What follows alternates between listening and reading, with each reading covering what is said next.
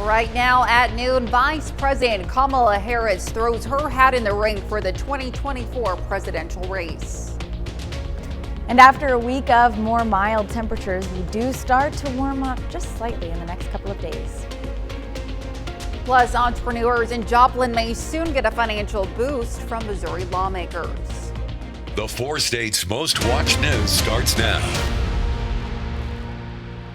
Vice President Kamala Harris has raised nearly $50 million since announcing she would seek the Democratic presidential nomination. This is KOAM News at noon. I'm Elise Noe. It follows President Biden's monumental decision Sunday to no longer seek re-election after weeks of mounting pressure following his disastrous debate performance. Nicole Skanga reports from Washington, D.C. Vice President Kamala Harris is set to make her first public appearance Monday since entering the race for the Democratic presidential nomination. A growing list of Democrats have thrown their weight behind Harris. She has been a strong leader on the national stage. She is someone that's going to be a unique candidate when she goes up against Donald Trump. It comes after President Biden made the momentous decision Sunday not to seek re-election. In a letter posted online, he wrote, "It is in the best interest of my party and the country for me to stand down and focus solely on fulfilling my duties as president for the remainder of my term." Harris can't officially become the nominee until more than 4,600 Democratic National Convention delegates have their say. An open convention is still possible next month if there are challengers.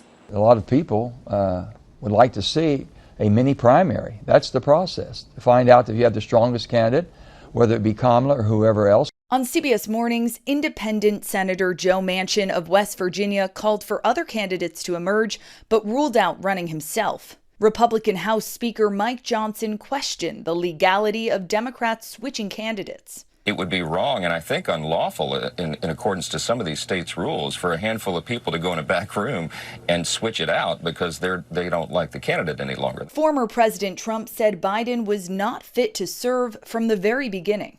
Harris's campaign says it took in nearly $50 million from grassroots supporters Sunday. That's the biggest fundraising total for any candidate this year. Nicole Skanga, CBS News, Washington. Now to lawmakers in the 4 states sharing their reactions to the historical news of President Biden's withdrawal. Missouri Senator Josh Hawley reacting to the news on X, saying, quote, "If you can't run a mere political campaign, you can't be president." Missouri Senator Eric Schmidt also sharing his thoughts on X, saying, quote, "Americans are ready for new leadership, not more of the same from Democrats, regardless of who they now scramble to nominate. Further, if Joe Biden isn't fit enough to serve as a candidate after the primary, he isn't fit to serve as president now." Kansas Senator Roger Marshall echoing a similar message, saying, quote, "If Joe Biden is unable to serve another term, then he must resign right now. If he's unfit to campaign, he should not have the nuclear codes. It's that simple." And Kansas Governor Laura Kelly, though, praising the president for his long career in politics, saying, quote, "For more than 5 decades, President Biden has made it his life's work to better our country for hardworking Americans. Above all, he has been firm in his desire to safeguard democracy in a time of hyperpolarization and divisiveness. I thank him for his service and steadfast leadership." Now let's check in with meteorologist Lindsay Gaffney for a look at the forecast. Well, it's been pretty cool for the last several days. Currently, about noon today, getting up to 80 degrees. We're only getting up to mid-80s across the area. It's not going to be super warm today or tomorrow, but we do start to warm up in the next couple of days. So temperatures across the region, 74 out in Monette, 79 in Neosho and Carthage, 78. Lamar, Stockton, 80 in Joplin. A little bit warmer out in the western counties, 81 in Veneta, Welsh, 82 in Independence and Yates Center, 83 in Parsons. So we are warming up. We do have a light breeze out of the northeast. It's not going to keep us much cooler. It's not really doing much, but it is nice. Sometimes you get a nice little gust of wind going. Mostly cloudy, a few clouds here, but they do start to clear out later in the afternoon. We don't have any rain in the forecast. A couple of showers in the very far southern counties, but outside of that, we're mostly going to be dry for the next several days. Temperatures do start to warm up, and I'll talk about it in just a bit. All right, Lindsay, we'll see you soon. Well, Southeast Kansas firefighters battle an intense house fire. It happened yesterday afternoon on Northwest 10th Street in Cherokee County. Upon arrival, a two-story home had flames coming through the roof, and shortly thereafter, the front portion of the house collapsed. The family was not home at the time of the fire, and no injuries have been reported. Well, KDOT is encouraging the public to join them as they review feedback they've received on the US 69 highway study in Crawford County. This week, KDOT will be hosting 4 in-person open houses across Southeast Kansas and 1 virtual meeting. Tomorrow, Crawford County residents can visit the Pittsburgh Memorial Hall from 11 a.m. to 1 p.m. or the Pittsburgh High School from 4 to 6 p.m. On Wednesday, KDOT will hold meetings in Frontenac and Arma, and we'll have a full list of the open houses as well as more information on the highway study on our website, KOAMnewsnow.com. Missouri Governor Mike Parson signed a bill into law that will help promote the development of small businesses in Missouri. As small businesses in Joplin increase, this will also create more job opportunities. The bill will create a regulatory relief office which will accept suggestions to modify regulations that could be a burden to small businesses. When you're starting a business, you're focused on building your clientele, getting your customers and revenue going. So you want to focus on the thing that you're wanting to do for the business, not worrying about meeting government requirements or some kind of paperwork burdens. The signed bill will become an official law on August 28, 2024. Well, coming up, a Southeast Kansas Police Department educates its community on bike safety. And later, we're making hot beef sundaes in the Mr. Food Test Kitchen. Olson's Ace Hardware in Parsons held a free community event to help teach kids and their families proper flag protocol. VFW Post 704 held a flag raising ceremony and taught families how to raise a flag, when it should come down, and the proper way to fold it. Organizers say it's important people know the importance of showing proper respect for Old Glory. One of the important things about today is that people realize that there is an honor that goes with our American flag. There's a rich history, and many soldiers have spent their last breath for what our American flag represents. During the event, Olson's Ace Hardware also held its back to school drive. Well, the start of school isn't far off, and kids across the 4 states are getting ready to take their seats. With the new school year comes new bicyclists, and with many students making the trip to school on 2 wheels. KOAM Samantha Walker has more. You don't have to stay at home. You can go places. You have freedom. Riding a bike is an exciting experience for many kids, allowing them to gain a little bit of independence. Just going around town, going to all the stores, just hanging out with friends.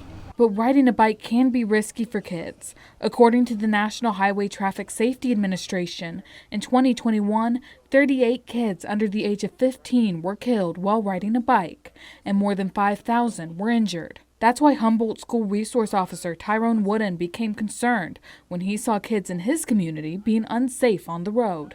I had probably 4 the other day that I just patrolling around, seeing them in town, and I had to pull over and stop and say, hey, you need to start riding your bike right. You're going to come to this bike safety that we're putting on tomorrow morning. And the parents is all for it. Sergeant Wood and the Humboldt Police Department organized a free bicycle safety course for kids of all ages to attend. The course teaches attendees how to be cautious on the roads and how to interact with traffic. Completion of the course earns a certificate and a free helmet. You have the little kids that are already riding bikes without training wheels, and you never know, they could wreck, and they couldn't wreck. If they're really good at it, they couldn't wreck. And it's not just bikers who need to be safe on the road. It's everybody's. Everybody has a role in this. If the kids know how to ride their bike, and the drivers know what age they are riding bikes and how to get over, how to slow down. I mean, everybody has a role in this. Everybody has a role in safety. Everybody's a safety officer, so that's how we look at it. Participants at the training say it's a great feeling knowing that kids like them are going to be safer on the street. It makes me feel good now that that more kids will be paying way more better attention after this, probably. just a big weight off my shoulder knowing that they got the right tools now to ride around town, ride to the gas station if they need to, ride to a friend's house, and knowing that they're doing everything safe to not get hit. Reporting in Humboldt, Samantha Walker, KOAM News. The Humboldt Police Department says they hope to hold another bicycle safety class next month as part of the town's third Saturday activities. Well, still to come on KOAM News at noon, Mr. Food. Put on your comfy shoes, bring your appetite, and join us all this week as we explore lots of fair favorites. You're not going to want to miss all the food and fun. We also have temperature warm up slightly over the next couple days. We'll talk about it right after the break.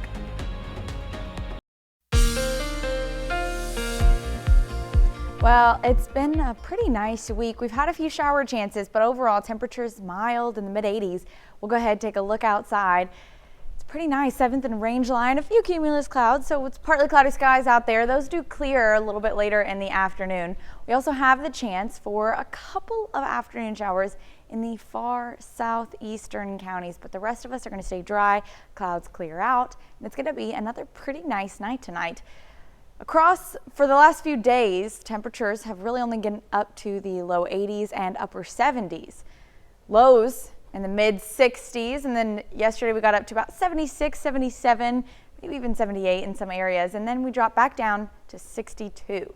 Right now we're getting up to mid 80s, current temperatures right now about 80 degrees out in Joplin and surrounding counties, mid to lower 80s. But as we move into the afternoon, 84 in Joplin, 86 in Oswego and Welsh, 87 in Neodesha, Independence. Still pretty cool out in the southeastern counties, but we do have those showers, so it's going to keep us cooler. 79 out in Bella Vista, 80 in Cassville. So not too bad. And then we get even warmer as we move into Tuesday. Temperatures in the upper 80s for everybody. 87 in Joplin, 88 in Pittsburgh, and even reaching 90 in the western counties, 90 Iola, Chanute, Neodesha, Sedan, and Nowata. So we are getting warmer over the next couple days. It's going to be a very slow incline of those temperatures. And tonight, still going to be in the mid 60s. So low temperatures are still going to be relatively cool even throughout the rest of the week. We do have clear skies, but patchy, dense fog in some areas. So fog starts to roll in a little bit earlier in the evening, closer to midnight, 1 a.m. But by 7 a.m., most of us are seeing some pretty patchy, dense fog. So 0.5 visibility in Aurora, 5-mile visibility in Carl Junction. Oswego is only getting about a mile visibility. So some areas may not have good visibility at all early Tuesday morning. So if you're going to work, you might want to watch out for that. It clears out pretty quickly though, so it's not a main concern, but still some areas pretty low visibility in the morning tomorrow. We also have those few showers still moving into the area. It's a pretty unsettled weather pattern going on right now. So today and tomorrow, we're going to have a few isolated showers, not heavy rainfall. You may not even see much at all, just some drizzle, maybe a little bit of a mist, if anything. The north and central counties are all going to be sunny, pretty nice today, but just those far southwestern Missouri counties got a few isolated showers. They clear pretty quickly, then we move into Tuesday. Got another possible chance of a few isolated showers now moving into those western counties. They'll continue to shift in, but again, not seeing a lot of accumulation, not seeing even a heavy amount of rainfall, just a light mist, maybe a little cloudy in some of those areas. But the rest of us are going to stay mostly sunny over the next couple days. And we start to warm up Wednesday, 89. Thursday, 91, Friday, 90. We also have those isolated thunderstorms. Those are just those evening pop-up thunderstorms, not severe, and you might only see 1 or 2. So the rest of us are going to stay pretty clear. Saturday, 89, a little cooler, but then we start to warm back up by midweek the following week. But again, we're really not seeing incredibly high temperatures for this time of year. I'm loving it. I really am. It's really nice I out. have been really enjoying it. I go for, my morning walk with the dogs, and I'm not dying. I'm not like drowning in sweat by the end of it. It's pretty nice. Yeah, even those low 90 temperatures later on next week, I mean, I'm not going to complain too much. Especially if there's not much humidity. Exactly. Then I'm definitely going to be happy about it. Speaking my language. All right. Thanks, Lindsay. Well, stick around. We're making hot beef Sundays in the Mr. Food Test Kitchen. We'll be right back. Howard is showing us how to make hot beef Sundays in the Mr. Food Test Kitchen. I don't know about you, but I love a good old-fashioned fair or carnival. So all this week we're out of the kitchen and checking out all the rides, testing our skills at the midway, and of course, eating our way from one end of the fair to the other. So ready or not, here we go.